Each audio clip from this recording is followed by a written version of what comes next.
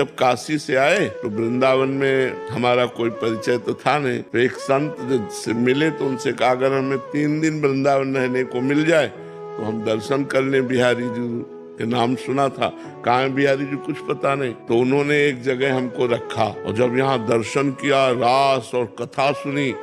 उस समय बड़े सिद्ध महापुरुष थे मथुरा दास जी, वो भक्तमाल की चर्चा करते थे, बड़े सिद्ध, वाणी से अमृत टपकता उनकी। अब तो मन रम गया और जिस आश्रम में रखा वहां संत सेवा होती थी, तो वहां हटाने का कोई नाम नहीं था। तो 2-3 महीने व्यतीत हो गए, लेकिन वहां वातावरण जो था वो आश्रम का था और काशी में घाट में रहते एकांत वातावरण में, तो एकदम मन भागा कि एकांत मिलना चाहिए जिससे हम निरंतर भजन कर सके। अब वहाँ एकांत तो हमारा कोई परिचय नहीं। मदन मोहन का टीला देखा है? इस टीले पे चढ़ करके एकांत में दोपहर के समय खूब रोए भगवान से आर्त भाव से।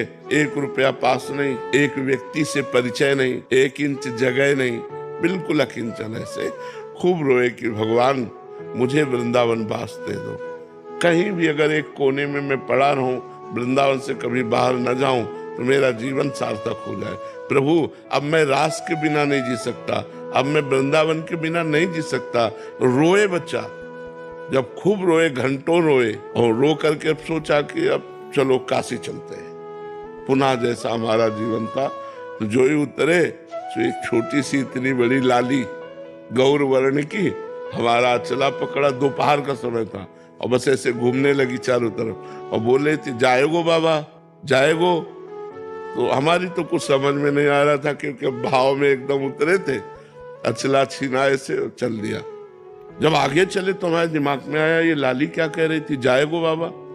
हम ऊपर सोच के आए कि काशी जाना है, ये क्या, ये लाली क्यों। तब लगा यार श्री जी तो नहीं थी, क्योंकि वृंदावन फिर लौट के आए, हमें लगा कि किसी गोस्वामी की कन्या होगी। तो लौट के आए, वहां आसपास पूछा तो बोले यहाँ तो बाबा जी रहते हैं सब, मदन मोहन जी के नीचे, यहाँ तो बाबा जी रहते, यहाँ तो कोई कन्या है नहीं, लड़की है नहीं। बस हमारी समझ में आ गया कि हमारी लाडली जू हमारे छोर को पकड़ लिया। जिस आश्रम में हम रहते थे उस आश्रम में गए तो पहले से एक संत खड़े थे। उन्होंने कहा बाबा एक महेशानंद गिरी जी संत हैं, आप उनको नहीं जानते, उन्होंने आपको देखा है, वो आपसे मिलना चाहते हैं। उनका क्यों, जब जानते नहीं तो क्यों मिलना। बोले हमें पता नहीं लेकिन आपको बुलाया है।